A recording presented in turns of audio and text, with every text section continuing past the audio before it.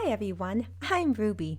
And I'm Chomper, and we're so excited to release the deleted scenes for The Friendly Sharptooth and the Fast Runner Who Loved Him Too. You know, we really should have thought about the name. I mean, that's really long. It sure is. Try saying that 3 times fast. Okay, The Friendly Sharptooth and the Fast Runner Who Loved Him. Yeah, I didn't even get through one. Well, okay, you do it. Fine. The friendly Sharptooth and the fast runner who loved him too. The friendly Sharptooth and the fast runner who loved him too. The friendly Sharptooth and the fast runner who loved him too. Well, that's no fair. I mean, you're a fast runner, so of course you'd be able to say it quickly. Anyway, we're just really happy to release the deleted scenes. So, enjoy! Yep, till next time. Deleted Scene 1. Lessons. The calm day grew gray, and the waves were rough. A storm making its way to the mysterious island. Thunder boomed and lightning flashed across the sky, sky water pouring from above. While the day was gloomy, Chomper and Ruby hunkered down in a cave, sitting across from each other. Chomper made a primal sound, Ruby trying to match it. Okay, do you know what I said? Slightly, Ruby answered, struggling after so long of not using Sharptooth. You asked how the weather was? Yup, you remember more than I expected. It was a lucky guess, Ruby responded. Okay, you try again. Ruby did her best, putting together a normal sounding sentence. Weather, wet, sky water, failing. That was better. The ending was failing, not falling, but still pretty good. I'm sure Screech and Thud would have no clue what I'm saying.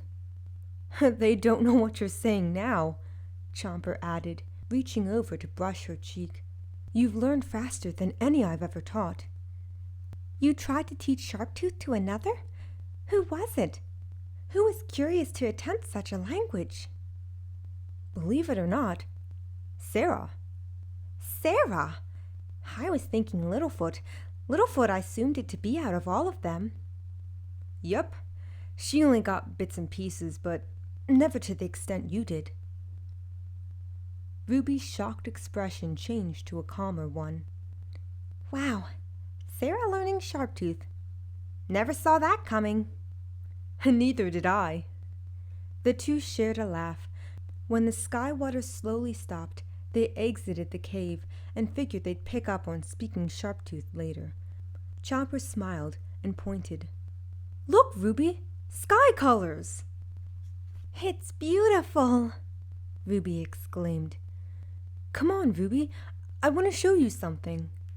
They walked along, seeing droplets on the leaves and flowers.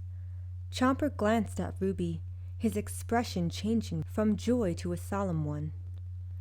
Ruby, we never talked about what you'll do should I get killed. Why would we talk about you getting killed when you aren't going to get killed? What will you do? I mean, if something happens, I can't promise Screech and Thud will protect you. Let's not dwell on such dark thoughts.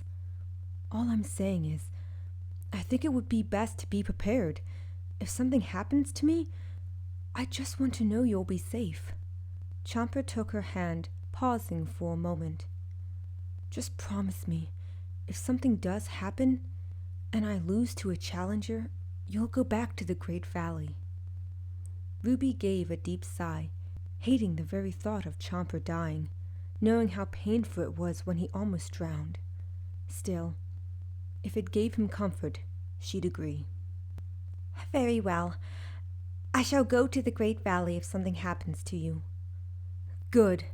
Chomper nuzzled Ruby, glad she'd be safe should things take a turn for the worst. The sky colors were bright, and the pair saw them from the ground. They reached a pointed section of land, Chomper gesturing for Ruby to close her eyes. Doing so, he led her close to the ledge, smiling and speaking. Okay, open your eyes.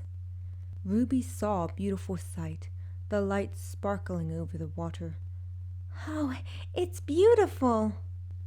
Where she stood, it felt as though she were flying, gliding over the land and big water. Her arms opened up, Chomper bending over and holding her close, glad she found it pretty. "It's not as lovely as you are," Chomper said, flushing slightly.